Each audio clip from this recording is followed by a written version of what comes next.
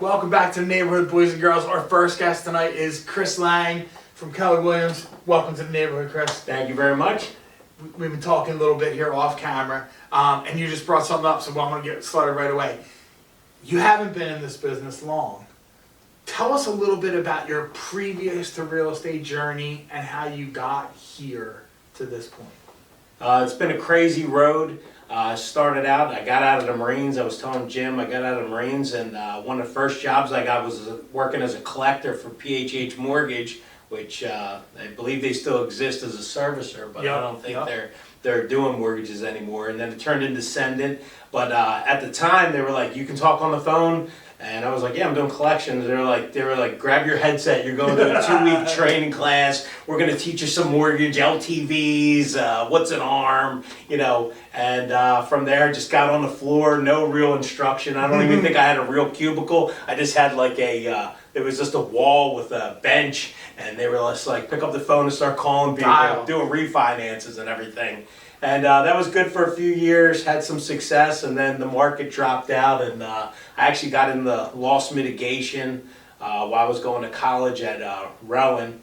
And I got an accounting degree from Rowan, and I started doing accounting for 2 years, and I was taking the CPA exam. I passed 2 of the 4 parts, and by then I was like, I hate doing this. I realized I had a personality, and I couldn't work in the accounting world. So I went back into loss mitigation. I used to do loan modifications, things like that, short sales. And then I actually managed the REO portfolio for Radian Guarantee, the mortgage insurance company. It was a pretty cool job. I was there for a good amount of time. I had a brief stint at Fannie Mae. So I've always been around real estate, but I remember as an REO manager, I was looking at all the commissions I was paying the realtors, and I was like, you know, I should get my real estate license and make a few dollars. So I did the 10-week course at Weichert Real Estate School in Turnersville. I went every Saturday, and then finally, you know, I took the test, passed, and sold a few homes the first year. That was nice because I was still working my full-time job. Took the kids, you know, on a nice vacation. Did it again the second year, and then I went through some life changes. I was like, you know what, I'm going to jump into this full-time, and last year was a great year, and I'm just going to try to continue to build on that success. And you said last year was your first full year, correct? Yeah, first full year. Yeah, full time, nice. every day, you know. So it's been a wild ride. Yeah, it's funny. You were talking about the accounting thing. I took a bunch of accounting classes, and half the people in all my accounting classes that were majoring that halfway through were like, I can't do this. I hate this. And now when I hear somebody say, I'm an accountant, I think to myself, man, you must be a boring dude, man. You must be someone who just looks at numbers and is like, yes, I made them equal out on both sides. And I sucked at it. I will let you know, I found when I was at Rowan, most of the people that were in the accounting field were dropouts from the engineering world. So I mean, I don't know if that's a coincidence or not. It's like, all right, I couldn't figure out the numbers in engineering, and I dropped into accounting. So I never was good at it because you had to make them match perfectly, and I'm the kind of guy who's like, yo, it's within like $20. Yeah. The debits don't have to match the credits. And my account teacher's like, they have to be exact. It has to zero out. I'm like, well, just put $15 in the account, make it zero out. Right, you know? right, even it out. Crazy. So, do you have a favorite transaction that you've done? Like when you think in your heart, like I remember the one time at the closing table when a family like broke down in tears. Or have you had like a favorite transaction so far? I've had a few that break down in tears. I've been on both sides where the buyers basically were happy first time they ever bought something, and they just felt like that feeling, you know. I also had people too when I was on the listing side, and I'm sitting there going, wow, they were really, you know, stirred up, crying, and it's a real great feeling. This job does, fortunately, gets people to, you know, what their goals are. A lot of times they, you know, I'll give you an example. I just had dinner with a couple. We sold their home in Woolwich. I've been following up with the wife for basically over a year, you know, just giving her a call, hey, just checking in. I knew you guys still said you were looking to sell. You know, both the kids were off of college and one of them just graduated. And then finally I called one day and the husband answered her phone and he said, he goes, you know what, just come out to the house. So I come out to the house like the next day, we set up a meeting, and we sell the house. He does really well.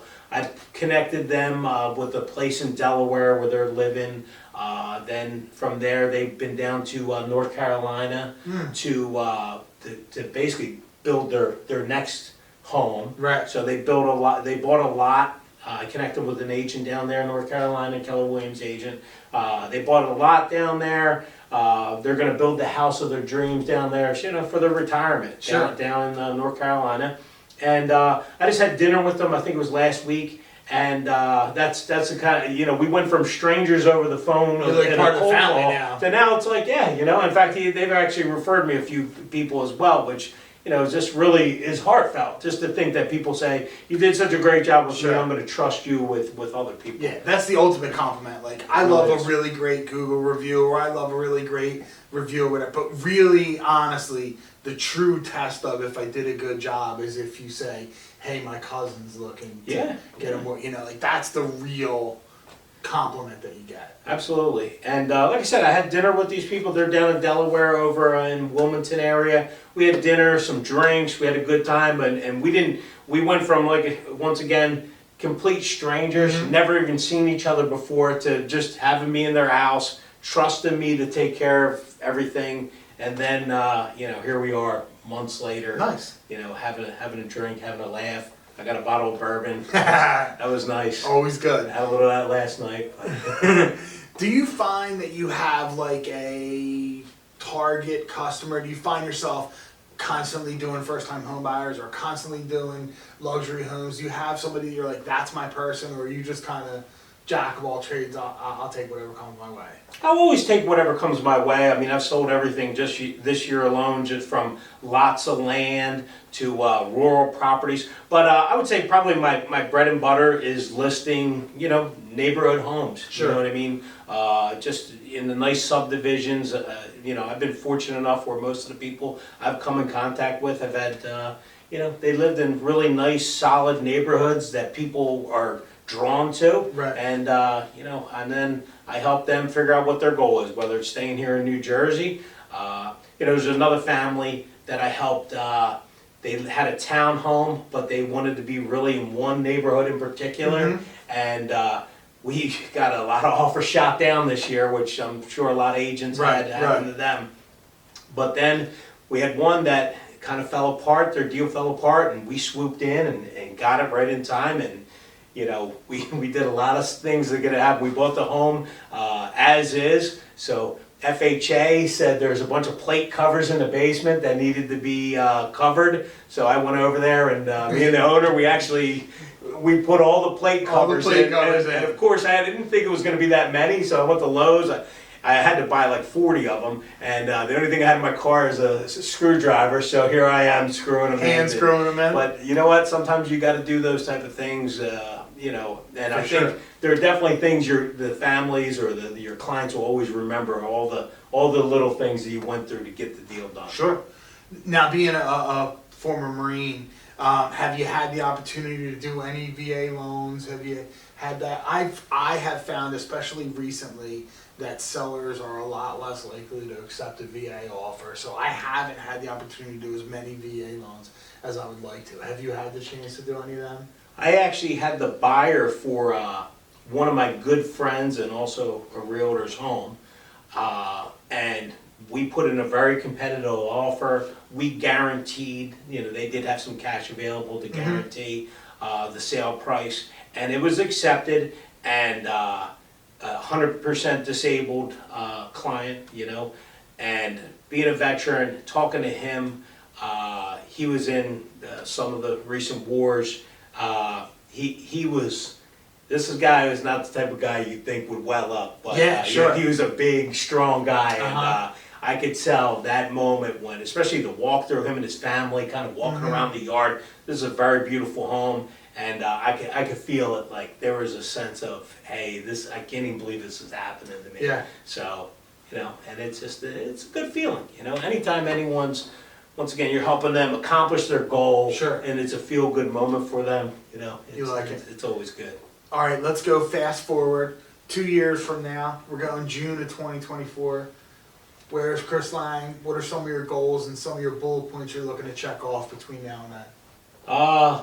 Listen, I'm always looking to increase my business, Mm-hmm. so that's always a big thing. But family, my kids are getting a little older, so one of the things that drew me to this job was the flexibility.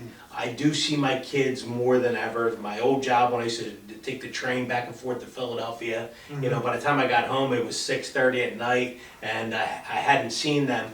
But you know, my kids, I actually feel now that they're close to being, one's a teenager, one's not yet, soon to be. She acts like one. I like the fact that sometimes I'm like, hey, I gotta go do a couple showings. You can either come with me and just take the ride or whatever, and sometimes they really will. And I have a few clients where I actually feel like we've hit it off, especially when they have like littler kids. I'll bring my daughter with me, and you know, makes you look more human. You know right, what I mean? They well, get to know you a not little only bit. that, she'll kind of take the kids around and keep an eye. This way, the adults can go through the house and actually enjoy it. Because I'm sure any realtor out there that's been on some appointments with younger kids, you never know what's going to happen. You know?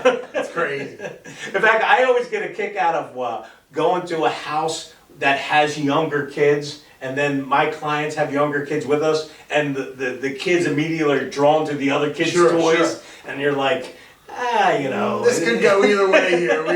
We could be breaking things up in a minute, or it could be happy Could be party some crying, time. you know, we don't know how it's going to go. Right.